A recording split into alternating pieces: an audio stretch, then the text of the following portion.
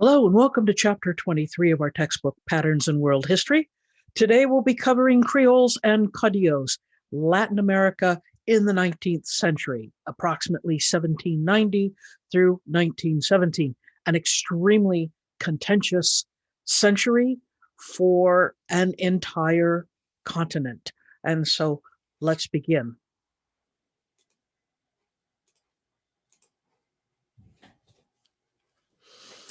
And this is a great image where you can get a feeling for what it would be like on a sugar plantation.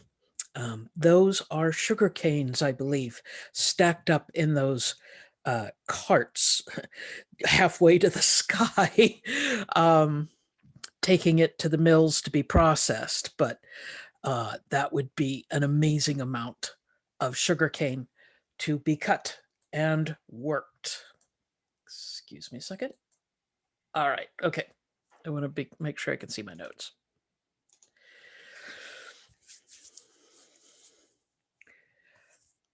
The big opening, the big force behind the revolutions in Latin America, and there will be many during this century, is going to be a surprising source. Napoleon Bonaparte, the Emperor of France, who we talked about in chapter 22, I believe. And his dealings in Spain and in Portugal are going to directly affect what is going to happen in South America and Central America. So it's a surprising source, but it's important to understand that. The independent movements around South America are going to begin about 1810. This is a time which Napoleon Bonaparte has moved into Spain and into Portugal to try to take over those nations. And of course, as we know, Spain and Portugal are the main colonial powers in Central and South America. And so by destabilizing those kingdoms, that's going to have a drastic effect on the colonies. Of course, because one thing Napoleon is looking for is more land and especially more money. And these colonies constitute a huge amount of profit. So the revolutions that we saw in the United States and in France in the late 18th century were revolutions that were sparked by the Enlightenment and Enlightenment principles of the rights of life, liberty, and property, or life, liberty, and the pursuit of happiness. They emphasize reasonable people gathering together to form their own government. Some of the revolutions in Central and South America might seem something of the same. Yes, it will be people who are there trying to overthrow oppressive governments and instill their own rights, but it's not going to be quite that simple. The stories of revolutions in Central and South America will not be the triumphal story we tell about either the Haitian Revolution or the American Revolution. It will bring onslaughts of violence that will happen and affect this whole area for the next century or more. The Creoles, if you recall, the Creoles are the people who are of European descent, who are born in the colonies. These are people who might have Spanish forebears, might have Portuguese forebears, but they are born in the colonies, and they, generally speaking, represent middle class and upper class values. And these people, many of them will be educated, Many of them will share some of these Enlightenment values that we had seen in Europe.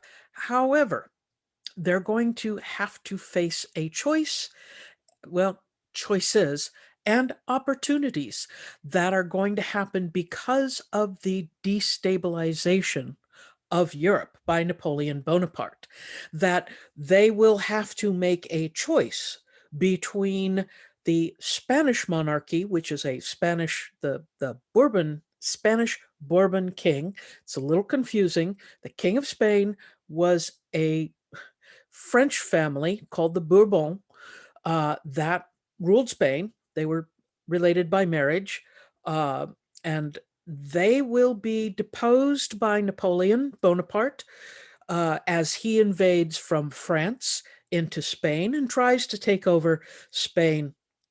Um, so there will be the exiled heads of state of Spain who are going to try to be holding on to their constitution.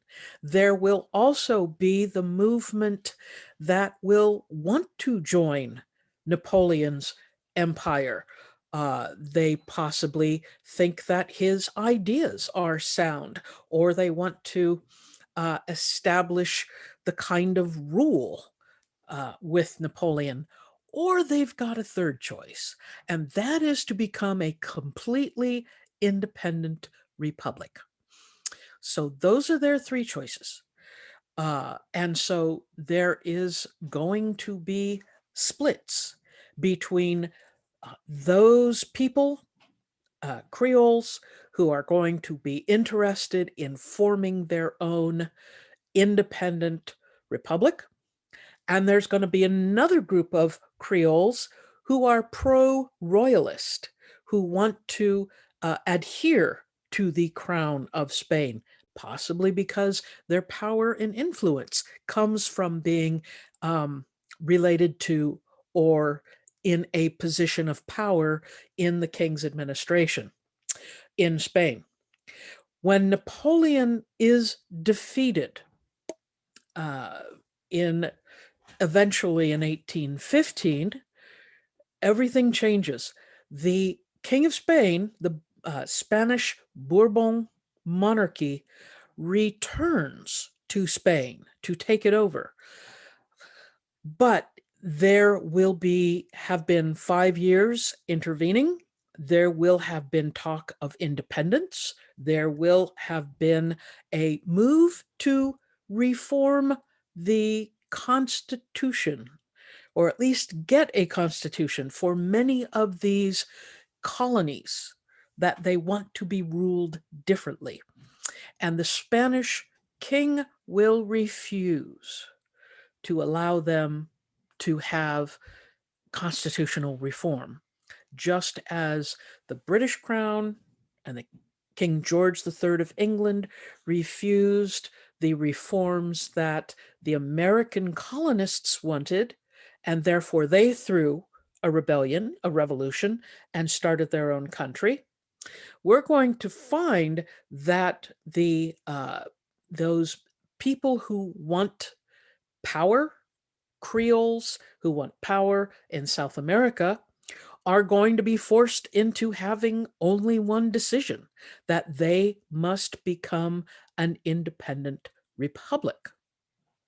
That means throwing off the shackles of colonialism, setting up their own administration, dealing with those powers and entrenched people and economies that had depended upon the crown of Spain, that had depended upon the mercantilist system. And yet now, with independence, they have to forge their new nation, they have to forge new alliances with their neighbors, and they have to create new economic networks for trade. This is not easy. And in fact, after independence, the continent of South America will divide up basically into 4 separate regions, each of which will determine their own fates through their own political trajectories.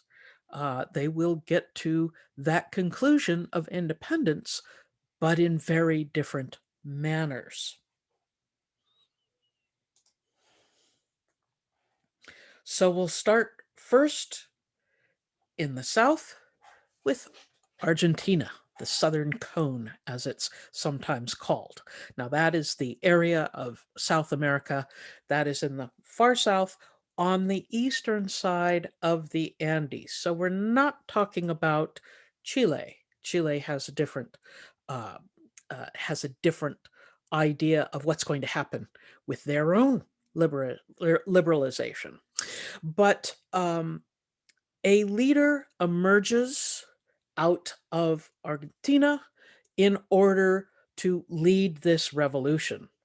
The Creoles who are in Argentina are looking to throw off the forced colonization by Spain, looking to create a new country. And the question is, how do you do this? And in what form is this country going to be, etc.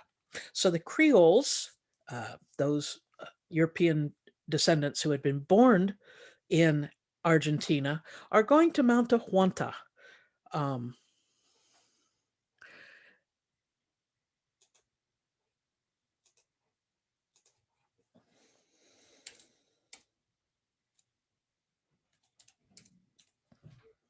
A junta, or junta, as it's sometimes pronounced.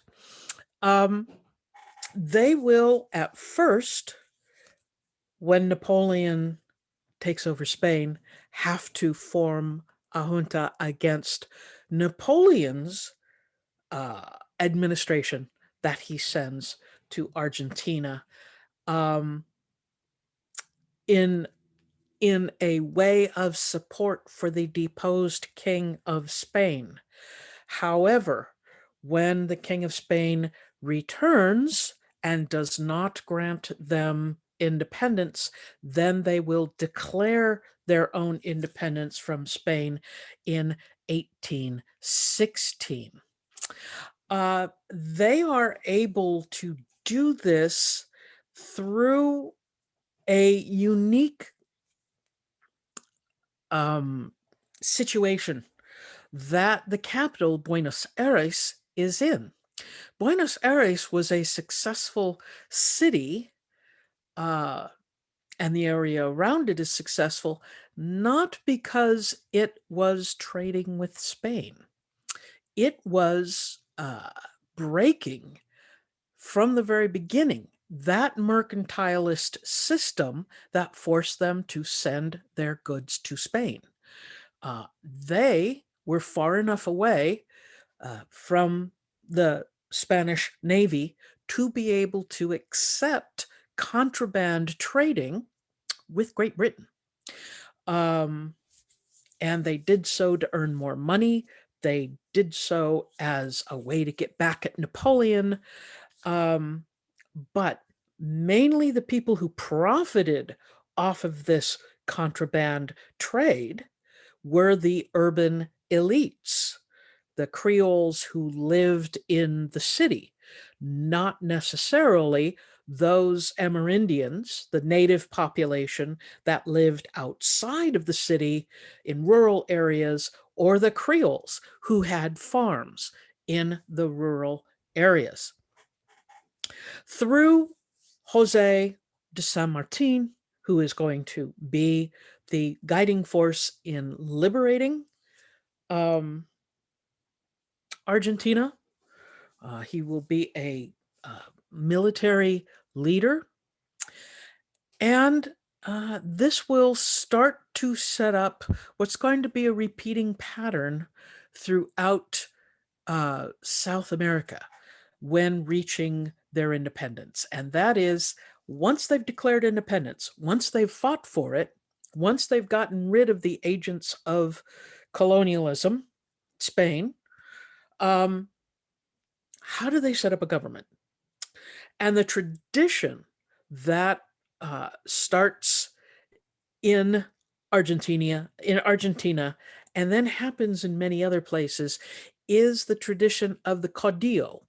A caudillo is a military leader, and those who support the military leaders. So rather than having an elected citizen who has no military background, oftentimes these republics will be led by a military leader who has control of the military, has control of the army. And in this way, by using the military both as a force to prevent invasion, to protect the nation itself, but also as a force for domestic peace, in other words, putting down rebellion, this caudillo can rule, hopefully, in peace, using the military as the mechanism. The military and hard power, as we would call it in political science, which basically means the ability to use the military. Using that hard power is not always the sign of a strong state. It is a sign that the caudillo, the military leader, has control over a group of the population that in essence cannot refuse an order. Number one. So they are loyal to the caudillo, hopefully. And number two, through this use of the military, the caudillo does not have to listen to the people. And so the caudillo can push through movements that the people might not want. So it's not a sign of necessarily a good and healthy regime. It can be a sign of one that is indeed crumbling. Now, the militaries are not necessarily all that bad. A country needs to support itself and protect itself, and the military is a way to do that. The military also has an unusual effect, and that is you're generally pulling people into the military from all over the nation. You bring them together, you create the training and the elan that is a united unit, and they see themselves as members of the state, as members of this nation, and it is inculcated into them with uniforms, with parades, with working together, with training, and it is a way to take many disparate different people, get them together, get them all marching in the same line, reading out of the same books, etc., etc. So that's a very quick way to form essentially a brotherhood. And people who have military experience will tell you those ties created in the military, especially ties that are created during warfare, are extraordinarily strong and long-lasting. So that is one way why these nations might use the military, is that it creates an instant group of citizens that identify themselves as military. So aside from the caudillos, we're going to have to see ruling Argentina outside of Buenos Aires. Ruling Buenos Aires is one thing. Ruling the Pampas, the huge grasslands to the south of Buenos Aires, that's another thing. These are large, open, grassy, grazing areas with very few people in them, and they were basically open for grazing cattle. The Pampas was full of gauchos, Argentinian cowboys, who had a very unique culture. They still do. They're a very interesting group to study. But those people may not have necessarily been on board as much with this new nation than one might expect. And so one thing that the leadership in Argentina is going to welcome and encourage is immigration from people in Europe to come to Argentina, to set up farms, to divide up the pampas and make it less this big open grazing area and more divided up into small farms and plantations. So to take away the power of the few people who are making a lot of money off of the open pampas. And for the entire 19th century, immigration to Argentina was open to a lot of people in Europe, and it was really quite popular. My family came that close to immigrating to Argentina. The family story was that when my great no, just my great uncle was going to buy the tickets. He wanted to buy the steamship tickets to um, Argentina, and his buddy got him drunk and convinced him to buy the tickets to America. Um, so yeah, I came really close to living in Argentina. Anyway, so uh, but um, keeping the government strong and having political stability is still going to be very difficult in Argentina. So remember the name Jose de San Martin. He's going to be one of the major leaders of the various revolutions in um, South America. So he's an important figure in very many places. We're going to see a handful of figures that are going to be moving through these various revolutions. Brazil. Brazil is a very different um, different place because Brazil is obviously not ruled by Spain. It was ruled by Portugal. Napoleon, after he invaded Spain, it was only natural he invaded parts of Portugal, and the Portuguese royal family fled to their main colony, Brazil, where they basically set up the Brazilian kingdom. They just kind of walked away from from Portugal and set up camp in Brazil. And as it turned out, the king of Portugal really liked Brazil. Uh, he wanted to stay. Maybe the weather was better. I don't know. Excuse me. Anyway, but he sets up Brazil not as a colony ruled from overseas, but all of a sudden he is right there ruling Brazil. The part of the problem with Brazil was that the Creoles and now the monarchy from Portugal and their household and their administration and everyone that was there that was of European descent was vastly outnumbered by those enslaved people of African descent.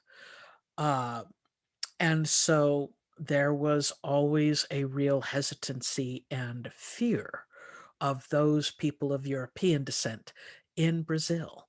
The chance for slave revolt was there after all. It had happened in Haiti in 1804, and it had been particularly ruthless and bloody. And so consequently, that was on people's minds. Um, when Napoleon is defeated, the King of Portugal goes back hesitantly to Portugal to take over his kingdom, but leaves his son in charge of Brazil to run it less as a colony, more as an absolute monarchy. Just not as popular as one might expect. Um, the being turned back from being the center of the kingdom into a second-rate place for Portuguese to settle did not fit well with the people of Brazil. Eventually, the old king in Portugal dies, and his son, who had been ruling Brazil, is called back to rule Portugal, and he leaves his son to rule in Brazil, although his son is very young. And so he has to be raised by regents. You recall, the position of regent is a person or a group of people who rules in behalf of a king or queen who is not yet of age to take over. And these administrators, the regents, are going to be quite keen to move towards greater independence from Portugal. And of course, they're raising the son, the prince, who should be king eventually, and they can convince him. And the element that is in power in Brazil that isn't the monarchy is going to start a rebellion. But this is a very unusual rebellion in Brazil. It is a conservative revolt. What do we mean? Okay. I realize that I haven't gotten into my long discussion about conservative versus liberal. I have mentioned those terms. They mean something, especially in the way we're using them when we are talking about the history of the 19th century, the 18th and 19th century. When I'm talking about a liberal and liberal values, I am not talking about, and when I'm talking about conservative and conservative values, I am not talking about our American imagination of the Democratic and the Republican parties. We label each, one is considers itself liberal and one considers itself conservative. What do we mean by that?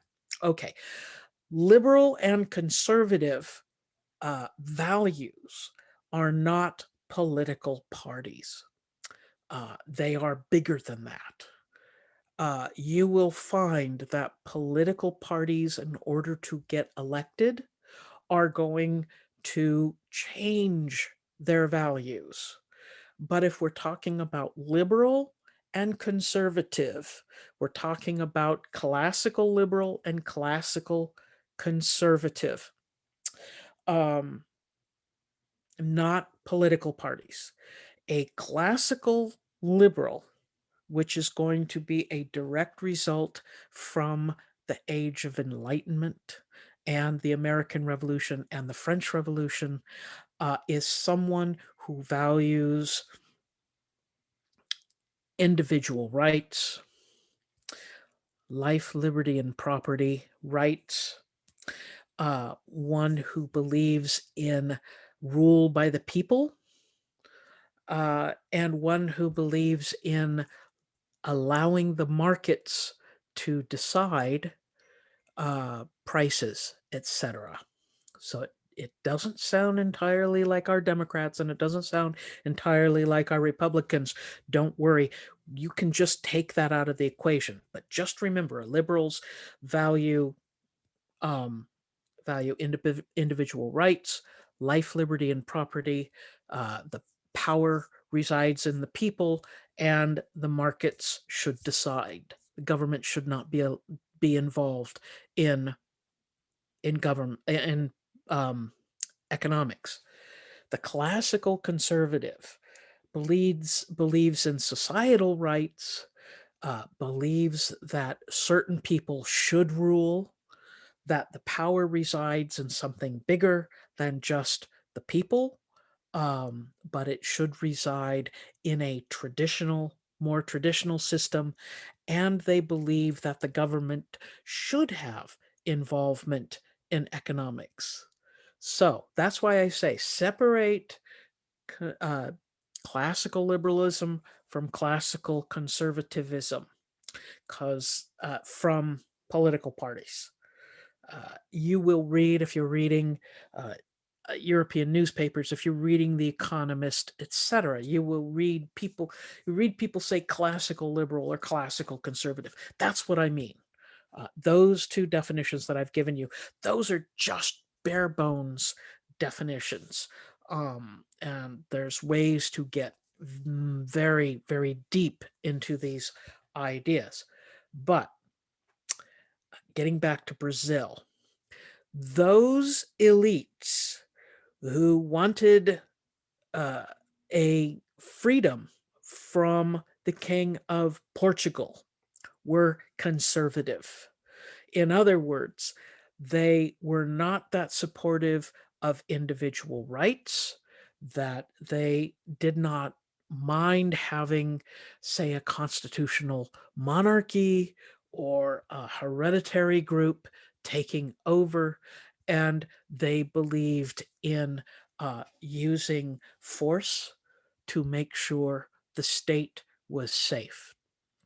Um, and that's what's going to happen. It's not going to be a revolution to bring in individual rights. It's going to be a revolution by the elite to keep the elite in power, and using the army and control of the army in order to make that happen. So with the weakened monarchy, these elite are going to create a very conservative system that we would call a federal system. Federal system is like in the United States. We have the United States, that's kind of the federal government, which is an overall body that controls everything, but there are certain rights that are granted to the states. So in West Virginia, they make their own laws. In Virginia, in Maryland, each state makes their own laws, but there is a group of overarching laws that is created by this overarching federal system. But the federals do not get into the weeds, get into ruling the states on an everyday basis. That's you probably seen this in action with the COVID-19 response. What did the federal government do versus what did they want the states to do? You can get into hours of argument with that. In a federal system, it allows for there to be an overarching power that has control of the military. Remember, states don't have armies. They have a national guard, but they don't have armies, not like the federal government has. And this is what's going to happen in Brazil in order to for these conservative elites to keep control. One thing is going to change the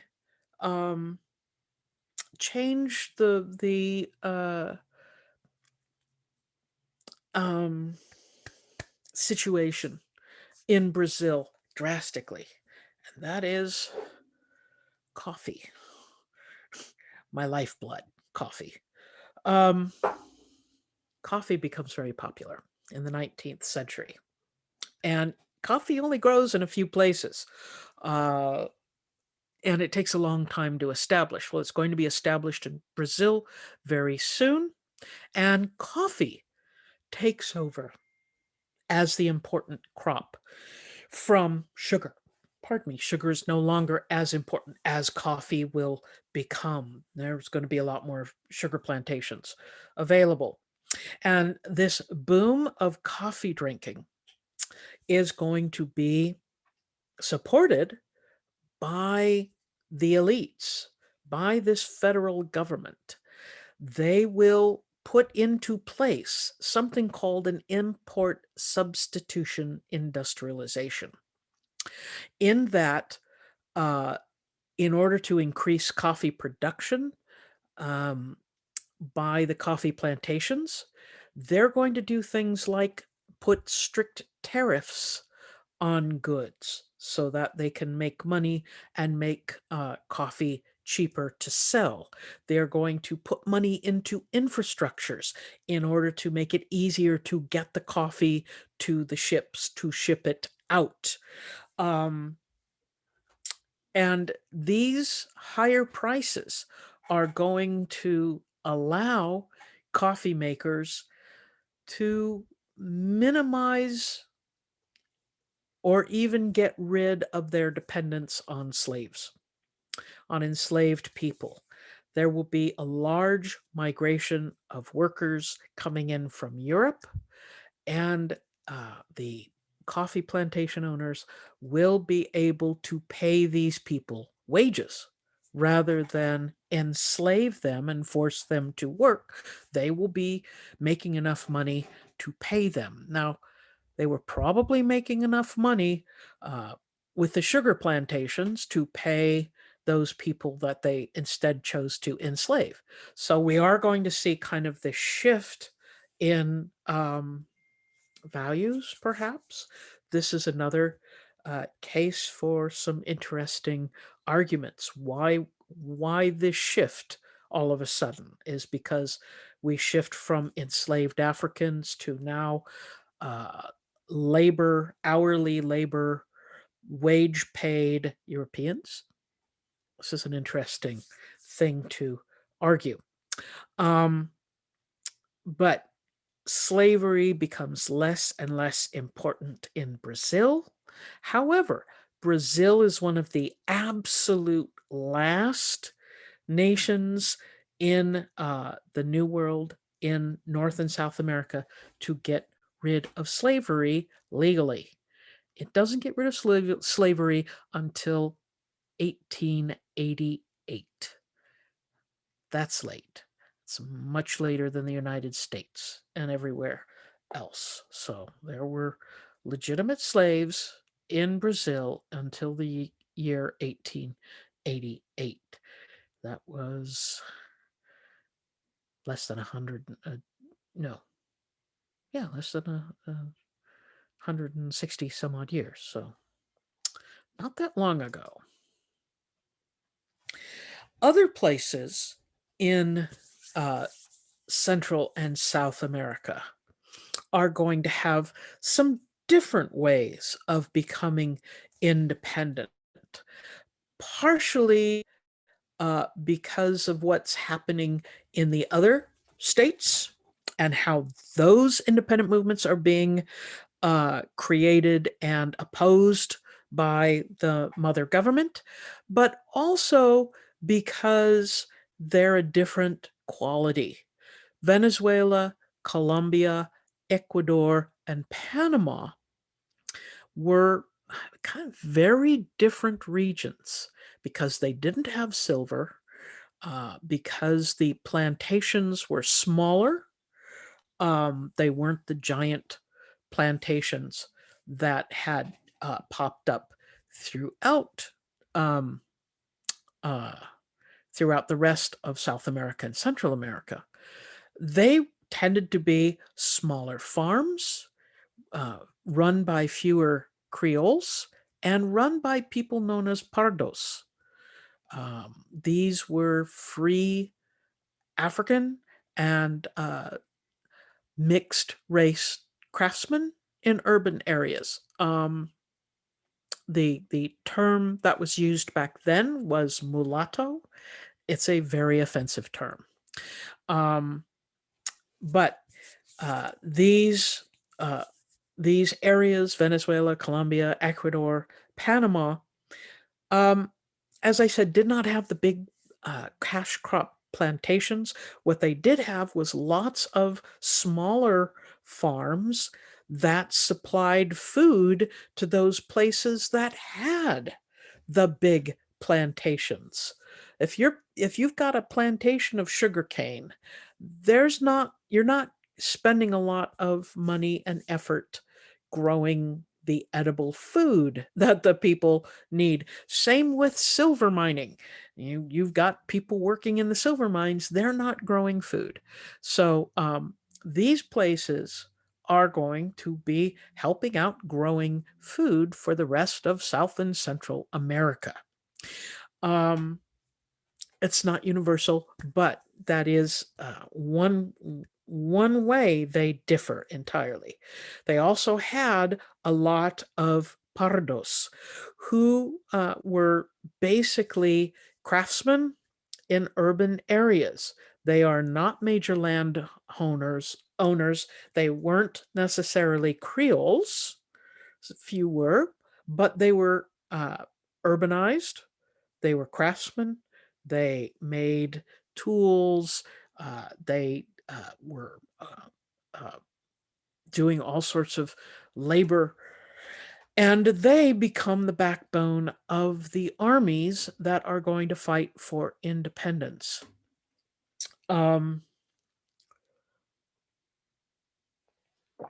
Excuse me. And of course, those armies need a leader. And in steps the liberator, Simon Bolivar. Bolivar, the liberator, as he's always called, is a fascinating figure, military figure who was working to create the armies that are going to fight these revolutions. And he builds very large armies, is extremely charismatic, extremely good at building the armies and fighting for independence. He's used to be a huge hero. He's got one of the countries in South America is named after him, Bolivia. The country was named after him, not him after the country. And he will be quite successful, but he will also have to be very ruthless and have to do things that are not exactly on the up and up. But he will be extremely successful in leading these very diverse armies throughout South America, and they will be different races, from different ethnic groups, from different social stratus, social strata, sorry, and organize them into an effective fighting force.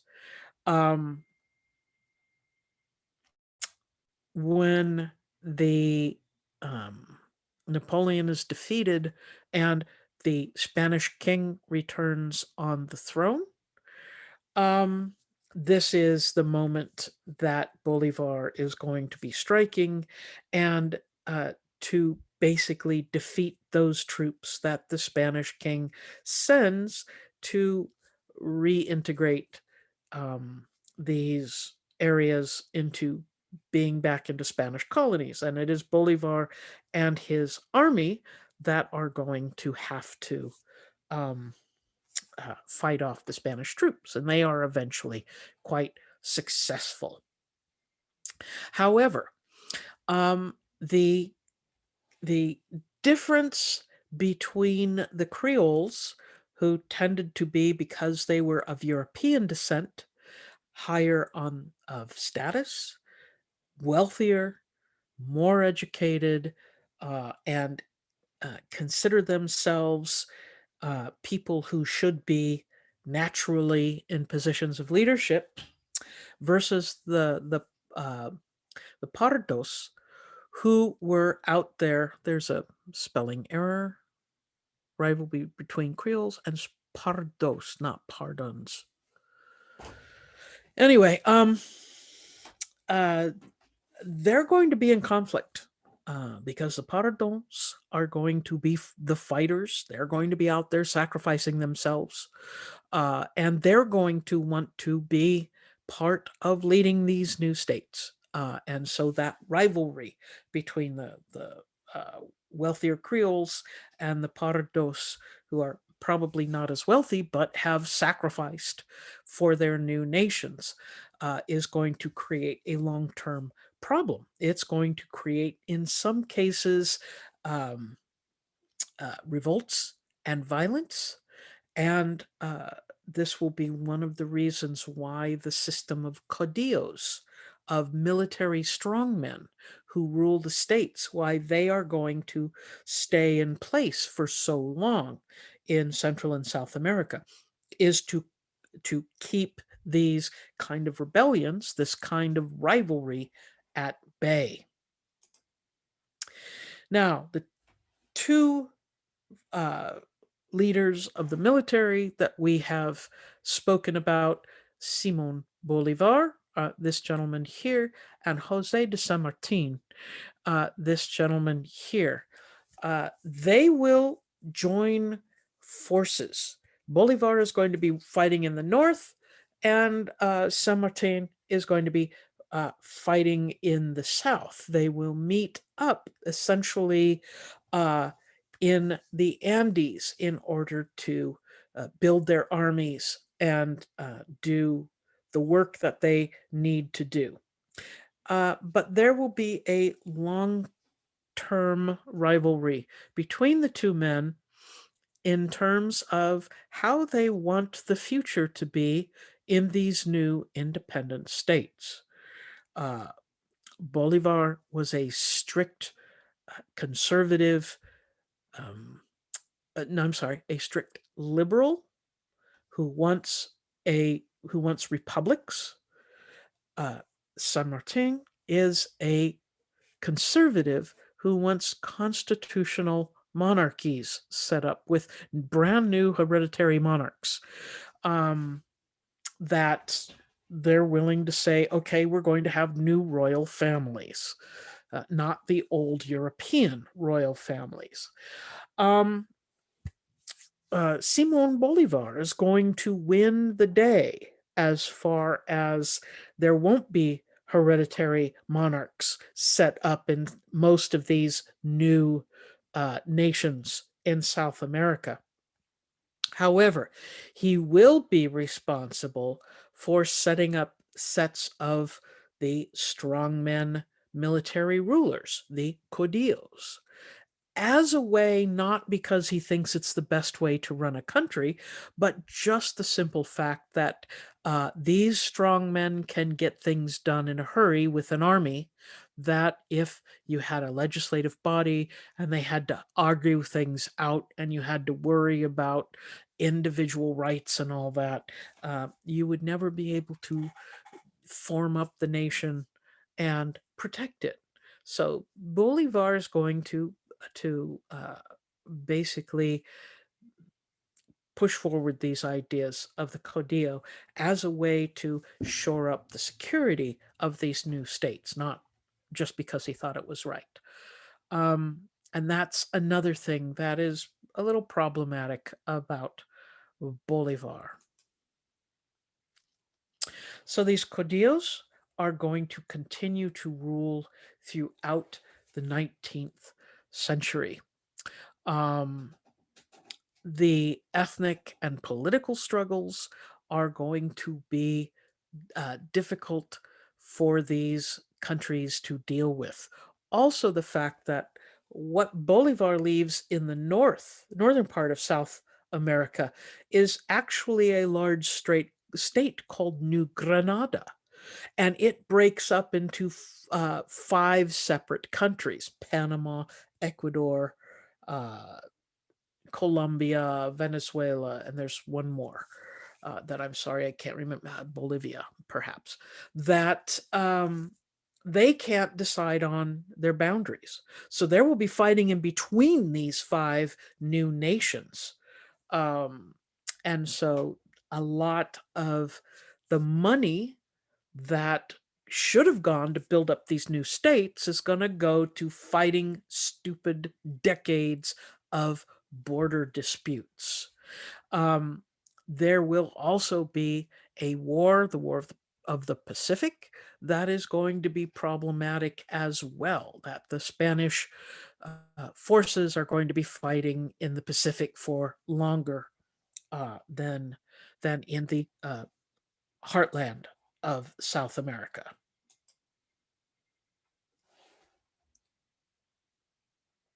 So we'll move north to Mexico. Mexico was different than many of the other areas in South America. For one thing, there were far fewer people of African descent. The process of enslaving people was there, but not as prominent in some place like the Caribbean or Brazil. There were many more Creoles who had land. They had some of the original land grants from the King of Spain from the 17th and 18th century. So they had very large land grants. There was also the native peoples had more prominent roles in the governments, in the local communities, as well as in the major governments. Starting in around 1810, a parish priest by the name of Miguel Hidalgo y Costilla is going to try to push the government away from Spain and towards a constitutional government. He and his followers asked for a constitution. They wanted the abolition of slavery. They wanted all native-born people in Mexico to be labeled as citizens with the rights of citizens. His movement, the Hidalgo movement, is going to start a civil war. Hidalgo himself will be captured and executed for his part in it, but his followers will continue fighting for independence until 1821, so 11 years of civil war. There will be, at the end of the Civil War in 1821, an empire that the royalists will put in place. However, it will be put down by 1823. There will be a compromise in which centrist, neither liberal nor conservative, or a little bit mixture of both, will triumph, and a new leader, a new caudillo, will be put in place. That is de Santa Anna in 1824. So it is a republic by 1824. So that 11 years of fighting is going to shape ideas of revolution in Mexico. This is a much later and obviously staged photograph of women revolutionaries. Obviously not the people who were fighting in 1811 through 1824. These are obviously much later revolutionaries. But at a time when photography is fairly new, and women fighting for independence would have been an unusual sight, some photographer took advantage of this to create this image of women revolutionaries. And in the 20th century, one of the great artists of the world, Diego Rivera, will be creating murals using his art as a way to teach about Mexican history and to help the people of Mexico understand their own background and history. And I believe Father Hidalgo is somewhere, and the Hidalgoists, the people who will follow him in 1810, is in this mural. This mural, I believe, is in the National Museum. Rivera will be world famous for painting superb murals like this, always very busy, um, always uh, has a certain political biases to them. Rivera was very leftist, almost to the point of being a socialist. Uh, and he had certain ideas about things like corporations. He did not like corporations at all. Anyway, but this is beautiful piece of art that tells some of the stories involved. And I would, it's one of these things that you could look at for hours and try to figure out what is he talking about here.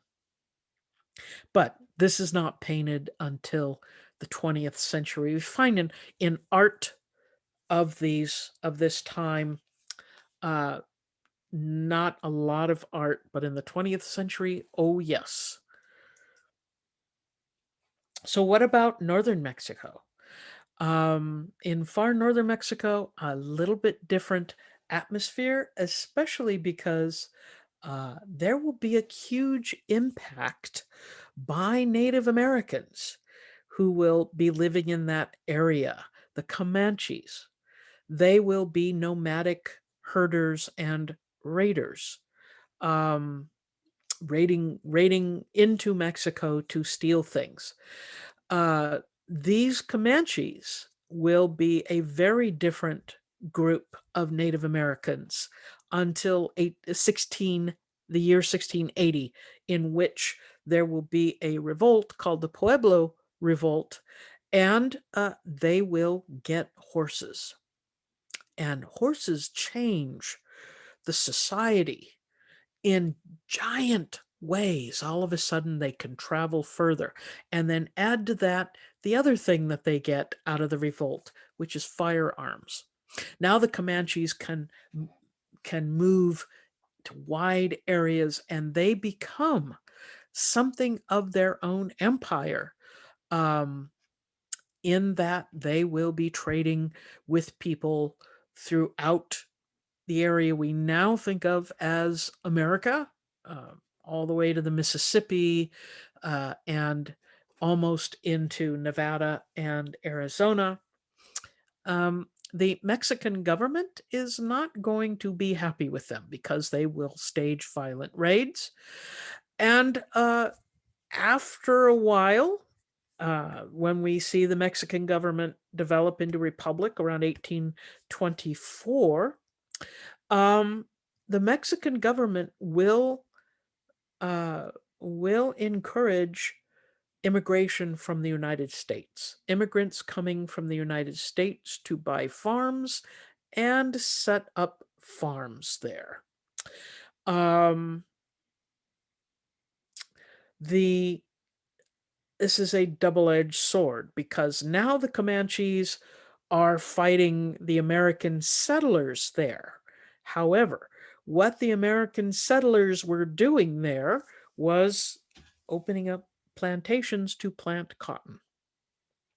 By the 1820s, the continuous planting of that cash crop had depleted a lot of the soil in the southern United States. And these people who were buying up giant plantations in Texas, in what is now Texas, what was then Mexico, that the Mexican government initially encouraged them to set up, they wanted slavery there. The Texans, the U.S. immigrants that were there wanted to bring in slaves to grow the cotton. Slavery had been outlawed in Mexico before that, and so there was that the immigrants moving in just kind of ignored the laws of Mexico. However, they're also looking at Mexico proper, not the areas up on the north side of the Rio Grande River, but the areas on the south side of the Rio Grande River as places that they might expand. And Mexico is going to have to start a war with them to stop their expansion in around 1830.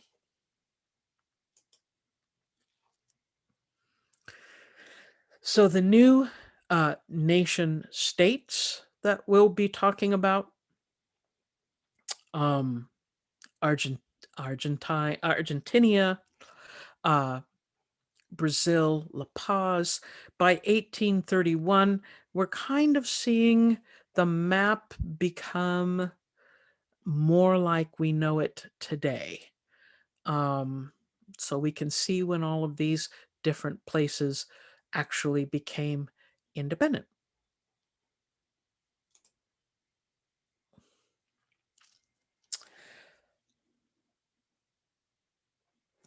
So the Mexican-American War, actually it starts as a war between Mexico and the people in Texas, the U.S. immigrants. The U.S. Army is not in on it quite yet. But early on, um, Santa Anna, a ruler of Mexico, is going to send troops to try to get these Texans to submit to the laws of Spain. This is one of the most storied battles in American history, the Battle of the Alamo, which uh, is not a victory for the uh, Texans. It is a major loss. Uh, it was a group of Texans that were holed up, led by Sam Houston and David Bowie, and there's a bunch of other Sam Bowie, sorry, um, uh, who are going to fight to the last man. However, as Santa Anna is retreating, he's going to be attacked by the Texans, and eventually the Texans will win and declare their independence from Mexico, and then try to join the United States. Um, which is going to lead in 1846 to a war between the United States and Mexico in order to secure the property of the Texans and in order to secure the border, most of which is what we know as the border between America and uh, and Mexico today. There's this little green spot that's called the Gadsden Purchase that is going to be gotten later. But all this area that wasn't yellow, all this had been at one point Mexican territory. And that war of 1846 and the later purchase determines the new borders and what they're going to be. Uh, Most of this is quite open and barren land. Um, the Along the California coast, there will have been Mexican missions that will have been built in the late 18th century. And cities like the cities of San Francisco will be built where those missions are, but there won't be a lot of movement into the interior of California and various other places. One of the interesting things about this US Mexico war was that, as in any war, um, there are a bunch of junior officers, not so much enlisted men, the guys who are doing the fighting, but the groups of junior officers, the lieutenants, and that such. If you go through the names of those people that fought in that war, they would become the generals of the Civil War. Just a few years later, Lee and Grant and Jackson and a whole range of generals that fought in the Civil War all fought on the same side against the Mexicans in 1846. They got to know each other very well. Anyway, after that war, we will see a different group of people ruling Mexico. That they will be pushing towards a more federal government, pushing towards things like the separation of church and state. The more conservative people are going to try to wage a war and a reform war in the middle of Mexico in order to take control. The conservatives will take control from 1857 to 1861, and Benito Juarez will become the president of Mexico.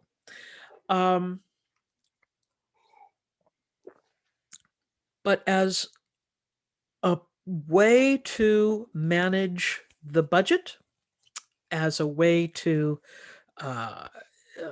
pay for the wars that had been fought, Mexico had borrowed money from the French, from the British, and from the Spanish in order to fight these wars. And the reform government is going to decide that they're just not going to pay the debts. They just simply refuse to pay the debts. In doing so, the French, the British, and the Spanish governments will say, well, you're not going to pay your debt. We're going to seize the customs houses in the city of Veracruz, which was the main port where everything came in from the Atlantic, from Europe.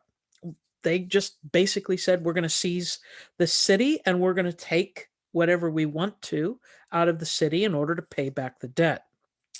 Eventually, a settlement is negotiated with Great Britain, a settlement is negotiated with Spain, but France is not going to settle the debt.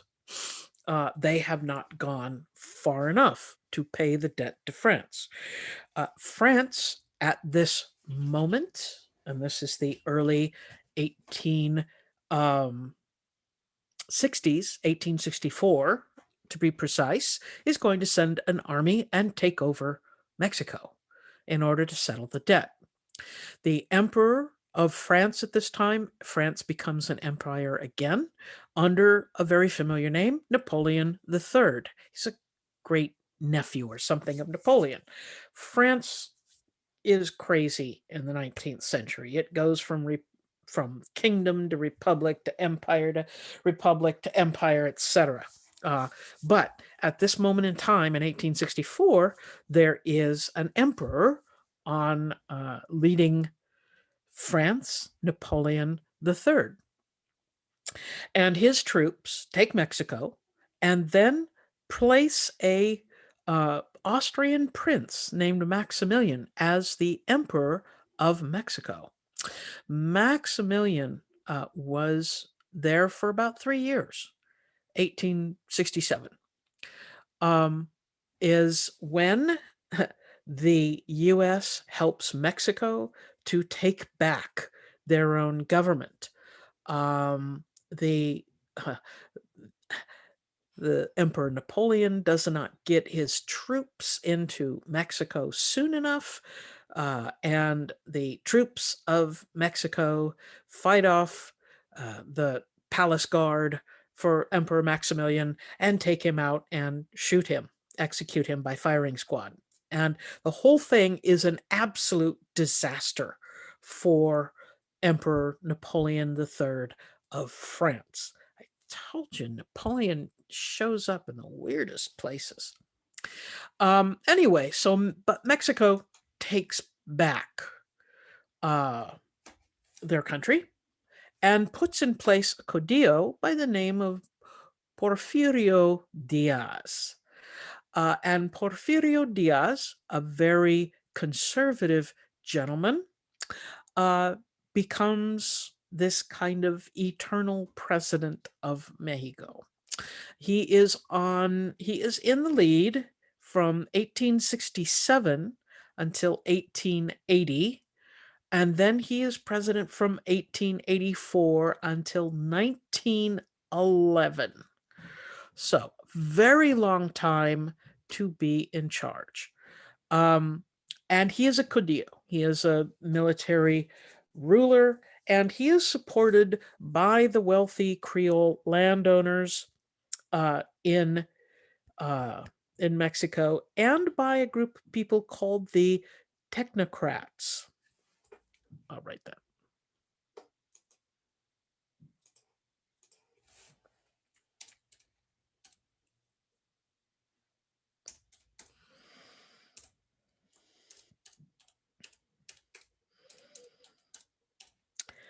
Technocrats is an interesting group of people. It's not really a political party. It is a group of people very well educated, usually financially stable, but interested in building factories, setting up mining interests, because their idea is that whatever problems are ailing the world, they could find a technological way to fix them. Technocrats is the term. And so they are going to be working with Diaz, pouring money into infrastructure and industry. It is, one would seem to think, wow, isn't that great? Well, unfortunately, these technocrats and these industrialists that are come in, land speculators, financiers, they're going to come in and have the support of Diaz, but not the support of the people. And many of the profits that are coming out of this time are not going to the people. They're going to the financiers, the land speculators, the rich people, the industrialists. And so the people of Mexico get a really bad taste in their mouth for technocrats and financiers, because this authoritarian rule of Diaz is allowing these people to run rampant in Mexico and take their goods and take their natural resources and sell them elsewhere and keep the profit. So a lot of the population remains impoverished, even though there's some people at the top that are making huge amounts of money. And this is going to lead to the people being upset, and eventually it's going to lead to another revolution. But this is starting the people's revolutions in Mexico.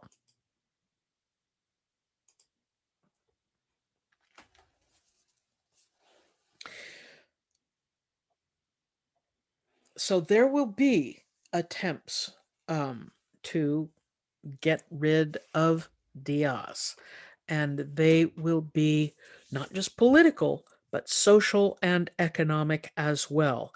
There is going to be the influx of ideology from Karl Marx and socialism and communism and support of labor.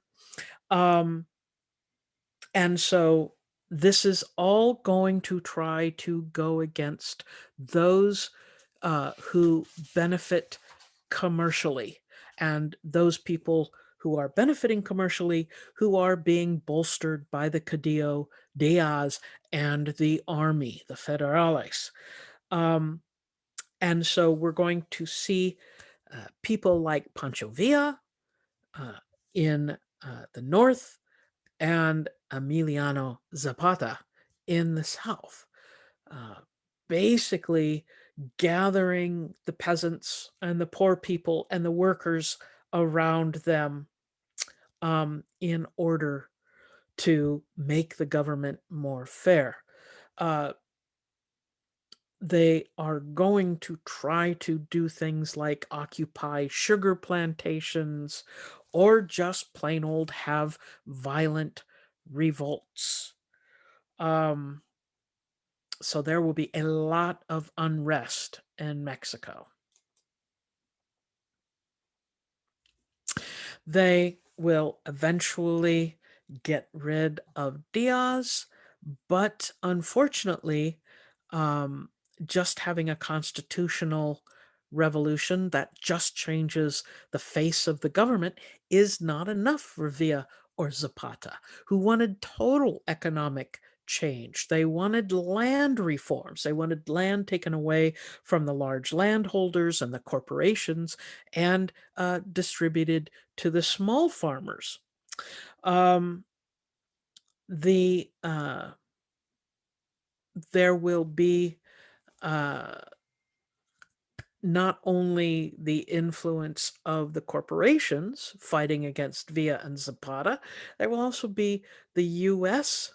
interests as well. The U.S. Army is going to be chasing Pancho Villa around, um, trying to find him. So it's going to be reactionary forces backing Villa and Zapata and fighting against the entrenched elite. They had Villa and Zapata, when they are basically somewhat successful in taking over the government, they had a majority, but could not form a majority of the government.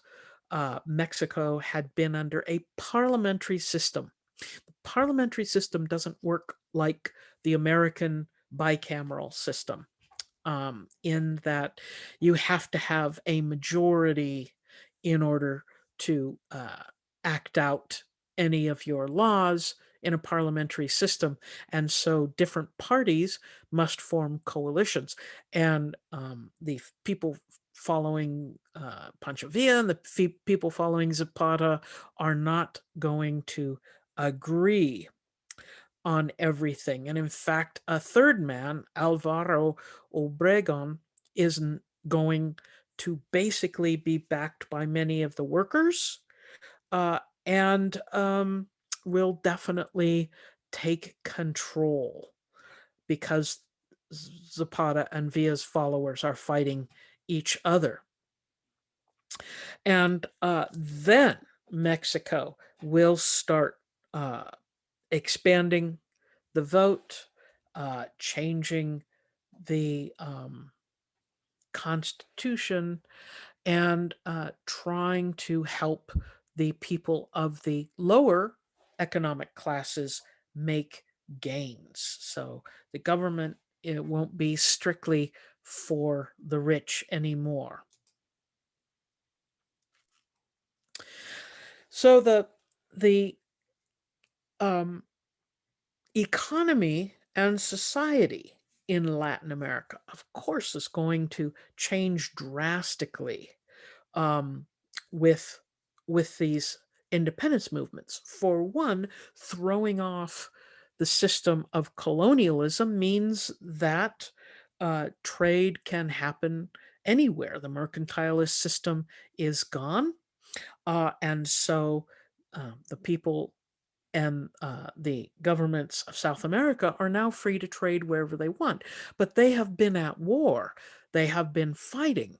It is really difficult um, to get back to adjust to these new systems, find markets, that sort of thing. The free trade system that's going to be put in place in some places is going to be protected by Great Britain.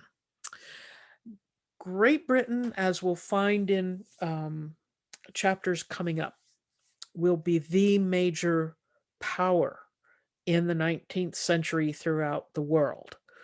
That they will have the ships and the maritime knowledge and capabilities to basically dictate a lot of what is happening on the seas. They will do so in a military way. They will colonize huge swaths of the world. But in South America, rather than creating a lot of colonies and doing what they did in India and South Africa and a few other places that we'll be talking about later, um, they're going to be trading uh, as equals, pretty much, with the people of South America, and they will assist the people in South America um, in setting up free trade. The independence movement was not in every place a movement of poor people. It was a movement of the Creoles, of the people who had means, of the professionals. Um, and this meant that they were, for the most part, very conservative revolts, that they're not going to change, they're not going to upend the society in many places in a very appreciable manner. It's going to stay that focus on the landowners are going to be making money. They are also going to dominate the Cadillo governments. The Cadillo governments are going to be doing what the large landholding Creoles are going to ask of them. There will also be groups of urban Creoles, people who do not necessarily own land and make a huge amount of money. They might work in professional jobs in the cities, in urban areas. They tended to be less conservative, more liberal, and these are the people that are going to push for constitutional reform to allow for, say, more voting rights for people. Whereas the conservative landholders are going to try to minimize the number of people who can vote. That way, you don't have to deal with a lot of special interests. You don't have to appeal to that many people. You don't have to think about, oh, what is it going to do to this neighborhood? You just you just do it. So we see the economy is going to be, is going to be a big determinant of what's going to happen in South America. That having specialized crops such as bananas, coffee, all cotton is and various really specialized crops like rubber, um, tobacco, that sort of thing, that these are all going to be, uh, for the most part, a lot of exports. Um, and so, with the idea of rather than manufacturing stuff, they're going to be growing it and selling it because they have a specialized climate, or they're digging it out of the ground, or they're able to drain the sap out of rubber trees and now have rubber, which is going to become a huge commodity by the end of the 19th century. Um, all these things uh, are not jobs, are not things that call for a big working class working in factories, but it does call for farmers, it does call for miners, it does call for lots of different types of labor doing the work. But these these um, resources, these natural resources that are, and specialized resources that are coming out of South America and Central America, are going to draw the attention of corporations, who are going to want to have these big plantations to increase their profit, etc., or just digging things out of the ground. And so this type of attitude can lead to real abuses, abusing farmers, abusing miners, that sort of thing. And if they're international corporations, then they're kind of out of the hands of the government to control them. We'll get into a lot of this when we get talking about the 20th century, because that's when it really comes to a head. Many of these new republics want to minimize the power of the Catholic Church. The Catholic Church had always been tied very closely to the monarchy, and the monarchs had used the Catholic Church as a way to control society. And the new republics are looking to escape from a lot of that. Even the Pope is going to support the kings of Spain and refuse to recognize these new nations, because that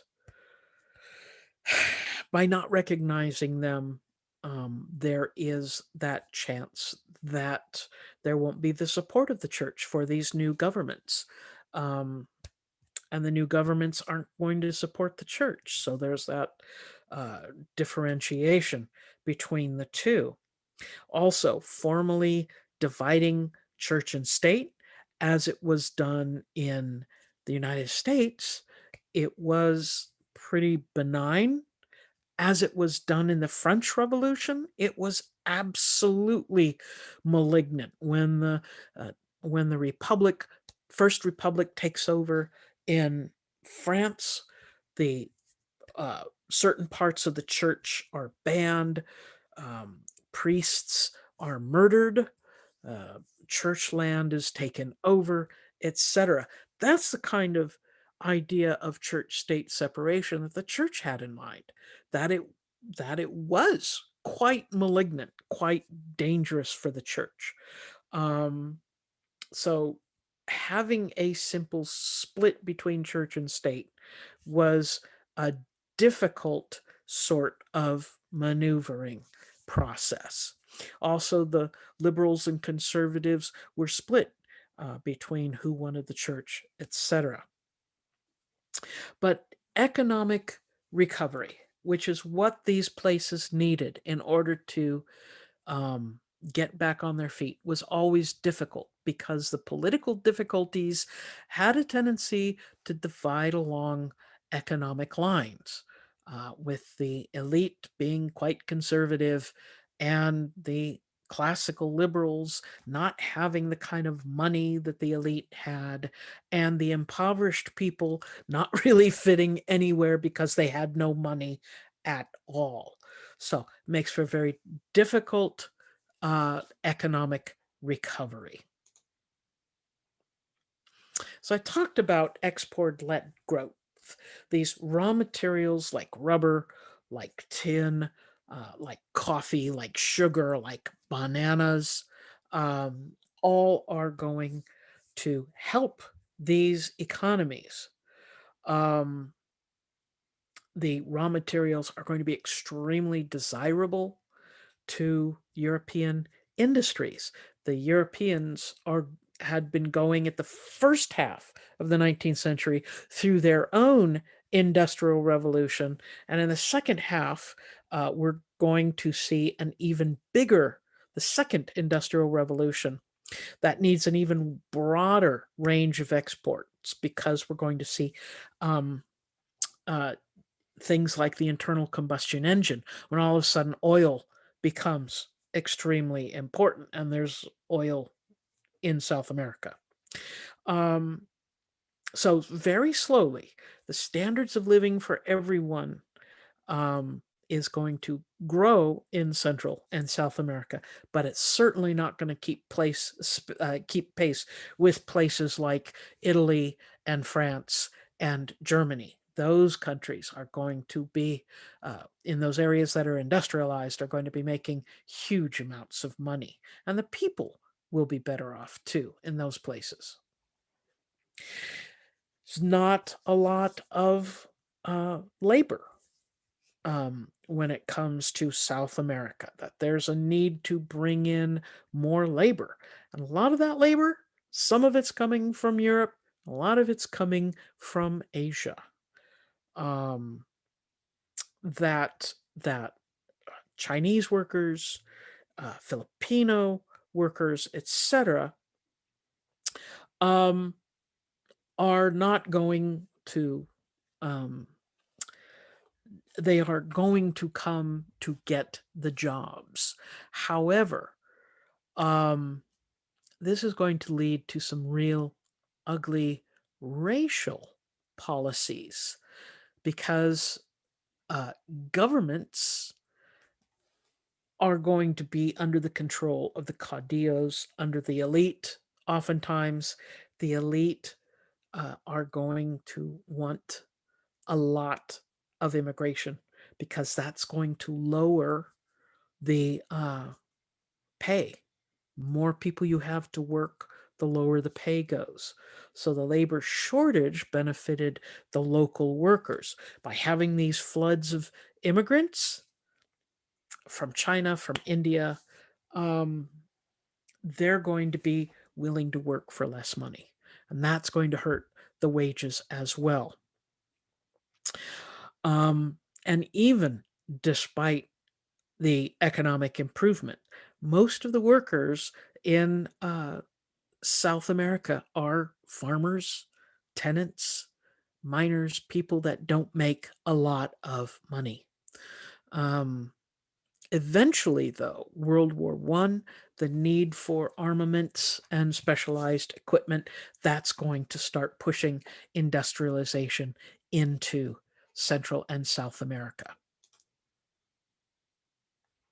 So the church kept a strong patriarchal control over the families.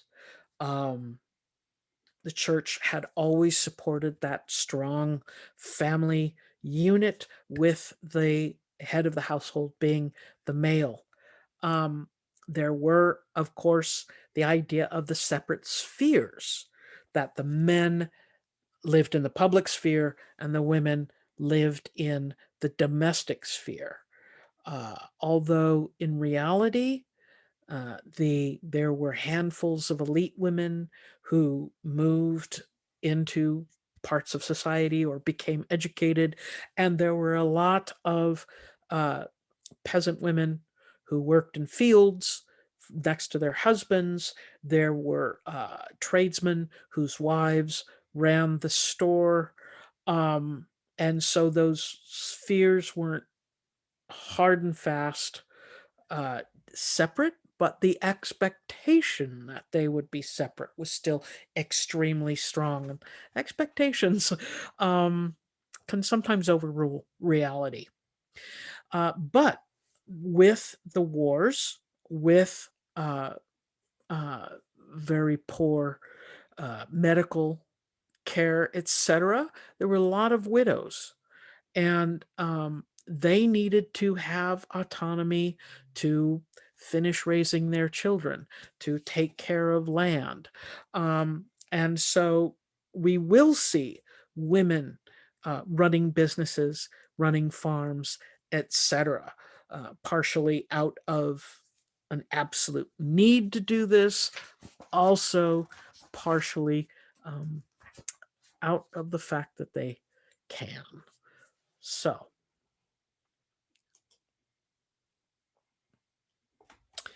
ending the chapter with a little bit of a discussion about the rebellions of enslaved people that we're going to be seeing in Cuba and Brazil. These are people who are fighting for their own lives, their own agency, not necessarily to create a constitutional government or republic or any of the idealized ideas that you would think of in a revolution. These were rebellions. These people just wanted to be free of this system. Many were inspired by the Haitian Revolution, but most were quite unsuccessful.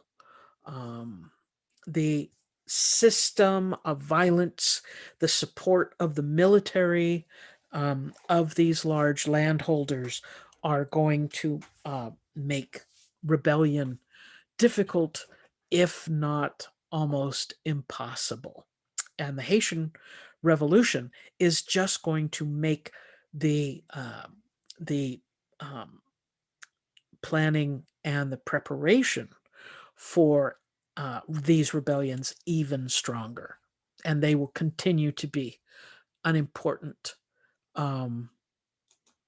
part of that social makeup. So that is, in a nutshell, a huge amount of history of Central and South America.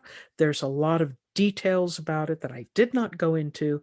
I wanted you to see kind of an overall effect of how these different areas tried to gain independence from being a colony or being colonies of Spain. So were many different ways of doing this, but they almost entirely included violence. So that is chapter 23. I look forward to seeing you in class when we next meet. Take care.